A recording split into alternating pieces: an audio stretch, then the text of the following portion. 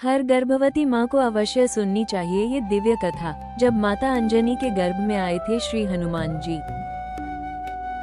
ओम श्री गणेशाय नमः। ओम नमः शिवाय। जय श्री राम, जय हनुमान।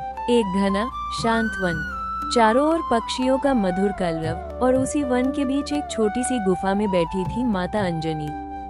उनकी आंखें बंद थी, लेकिन पलकों से आंसू बह रहे थे।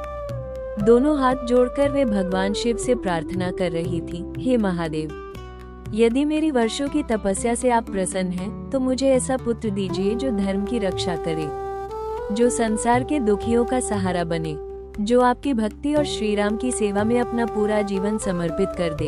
इतना कहते ही अचानक पूरा वातावरण दिव्य प्रकाश से भर उठा। आकाश से एक मधुर वाणी सुनाई दी, देवी अंजनी, तुम्हारी तपस्या सफल हुई। मेरा रुद्रांश तुम्हारे गर्भ में अवतरित होगा। वो केवल तुम्हारा पुत्र नहीं होगा, वो युगों युगों तक भक्ति, शक्ति, सेवा और समर्पण का प्रतीक बनेगा। माता अंजनी की आंखों से आनंद के आंसू बहने लगे।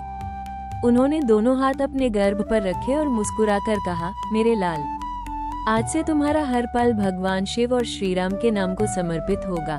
कहा जाता है कि उसी दिन से माता अंजनी के गर्भ में एक अद्भुत दिव्य ऊर्जा का संचार होने लगा। वे प्रतिदिन शिव मंत्रों का जप करती, ऋषि मुनियों के सत्संग सुनती और अपने गर्भस्थ शिशु से प्रेम पूर्वक बातें करती। उन्हें विश्वास था कि माँ के विचार, उसकी वाणी और उसका आचरण गर्भ में पल रहे शिशु के संस्कारों की पहली पाठशाला बनते हैं। लेकिन क्या आप जानते हैं, माता अंजनी गर्भ में पल रहे उस दिव्य बालक से रोज क्या कहती थी, और कैसे गर्भ में ही उस बालक ने भक्ति, विनम्रता और सेवा के संस्कार ग्रहण किए? आइए सुनते हैं ये दिव्य कथा। माता अंजनी के गर्भ में पल रहे उस दिव्य बालक के कारण पूरा आश्रम जैसे बदल गया था। जहाँ पहले केवल शांत वन की ध्वनि सुनाई देती थी, वहीं अब हर सुबह ऋषि मुनि वेदों का पाठ करने आते। वातावरण में ओम नमः शिवाय और श्री राम का नाम गूंजने लगा। माता अंजनी प्रतिदिन अपने गर्भ पर हाथ रखकर कहती, मेरे लाल, याद रखना, शक्ति तभी महान होती है जब उसके साथ विनम्रता हो। कभी अपने बल का घमंड मत करना, सदैव सत्य और धर्म का साथ देना। ऐसा कहते ही उनके हृदय में एक अद्भुत शांति उतर आती। एक दिन एक महर्षि आश्रम में आए।